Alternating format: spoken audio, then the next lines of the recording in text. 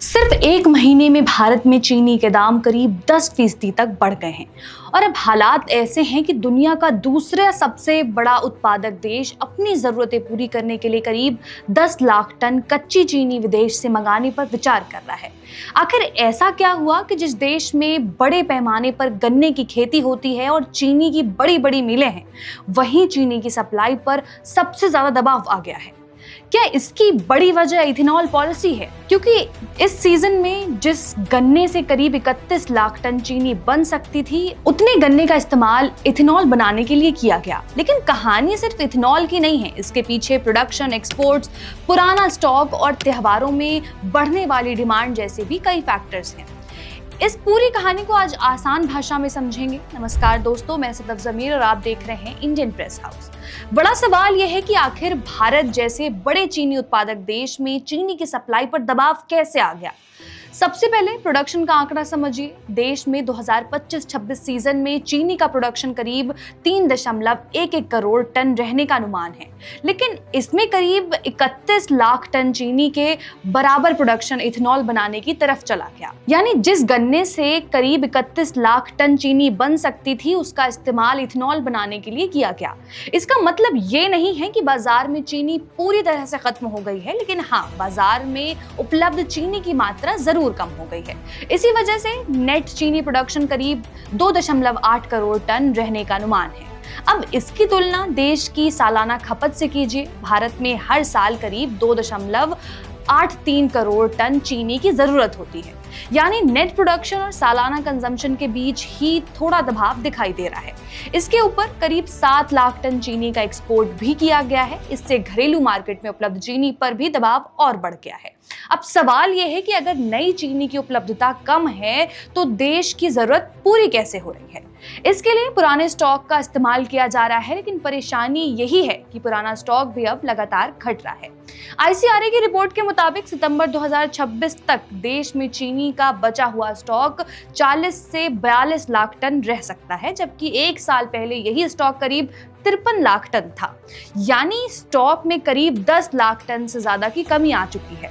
करीब 40-42 लाख टन के ये स्टॉक लगभग 2 महीने का कुशन माने जा रहे हैं। इसका मतलब अब ये भी नहीं है कि बाजार में चीनी खत्म होने वाली है, लेकिन पहले के मुकाबले सरकार और मार्केट के पास बैकअप लगातार कम होता जा रहा है।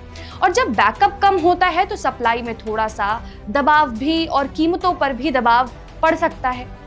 अब इसी सिचुएशन में एक और फैक्टर जुड़ रहा है, फेस्टिवल फैक्टर। यानी गणेश चतुर्थी, दशहरा और दिवाली जैसे त्योहार में मिठाइयाँ और दूसरी चीज़ों के लिए चीनी की डिमांड भी बढ़ती है। यानी एक तरफ चीनी का स्टॉक पहले से ही दबाव में है, तो दूसरी तरफ त्योहारों के कारण भी डिमांड बढ़ने वाली है। यही वजह है कि चीनी की कीमतों पर दबाव बढ़ रहा है और देश में करीब एक महीने में चीनी के दाम करीब 10% बढ़ चुके हैं। अब सवाल यह है कि सरकार क्या कर रही है। जब डोमेस्टिक मार्केट में चीनी की अवेलेबिलिटी को लेकर दबाव बढ़ा तो सरकार ने कई नए कदम उठाए। 2025-26 में सरकार ने पहले 15 लाख टन चीनी के एक्सपोर्ट की अनुमति दी। इसके बाद इसे बढ़ाकर करीब 20 लाख टन किया गया, लेकिन करीब 7 से 8 लाख टन चीनी के बाहर जाने के बाद मई में फिर से एक्सपोर्ट पर रोक लगा दी गई। यानी पहले चीनी को बाहर भेजने की अनुमति दी गई, लेकिन जब डोमेस्टिक सप्लाई पर दबाव दिखाई दिया तो एक्सपोर्ट रोक दिया गया। इसके अलावा सरकार ने चीनी कारोबारियों पर स्टॉक रखने की लिमिट भी तय कर दी है। इसका मकसद ये है कि कारोबारी बड़ी मात्रा में चीनी अपने पास जमा कर ना रखें और मार्केट में सप्लाई बनी रहे। लेकिन इन कदमों के बाद भी सप्लाई को लेकर दबाव लगातार बना हुआ है। अब सामने आ रही खबरों के मुताबिक सरकार करीब 10 लाख टन कच्ची चीनी बिना इंपोर्ट ड्यूटी के मंगाने पर विचार कर रही है। यानी करीब 1 दशक बाद भारत फिर से चीनी इंपोर्ट करने की स्थिति में पहुंचता दिखाई दे रहा है। एक समय भारत दुनिया के सबसे बड़े शुगर एक्सपोर्टर्स में शामिल था। 2021-22 में भारत ने 1.2 करोड़ टन से ज्यादा चीनी विदेश भेजी थी। इसलिए सवाल और बड़ा हो जाता है कि जो देश कुछ सालों पहले करोड़ों टन चीनी एक्सपोर्ट कर रहा था, आज उसे अपनी जरूरत पूरी करने के लिए इंपोर्ट पर विचार करना पड़ रहा है। इस सीजन में करीब 31 लाख टन चीनी के बराबर प्रोडक्शन इथेनॉल की तरफ गया है। जब बाजार में चीनी का स्टॉक पहले से ही कम हो रहा हो तो ये मात्रा कोई छोटी मात्रा नहीं है। अगर गन्ने का ज्यादा हिस्सा चीनी बनाने के बजाय इथेनॉल प्रोडक्शन में चला जाए तो चीनी की सप्लाई पर असर पड़ सकता है और कीमतें बढ़ने का दबाव बन सकता है। अब पूरी कहानी को एक साथ समझिए तो भारत दुनिया का दूसरा सबसे बड़ा चीनी उत्पादक देश है, लेकिन इस सीजन में करीब 31 लाख टन चीनी के बराबर प्रोडक्शन इथेनॉल की तरफ गया है। इसके बाद नेट चीनी प्रोडक्शन करीब 2.8 करोड़ टन रहने का अनुमान है, जबकि देश की सालाना खपत करीब 2.83 करोड़ टन है। इसके अलावा करीब 7 लाख टन चीनी एक्सपोर्ट हुई, इससे डोमेस्टिक सप्लाई पर भी दबाव बढ़ गया।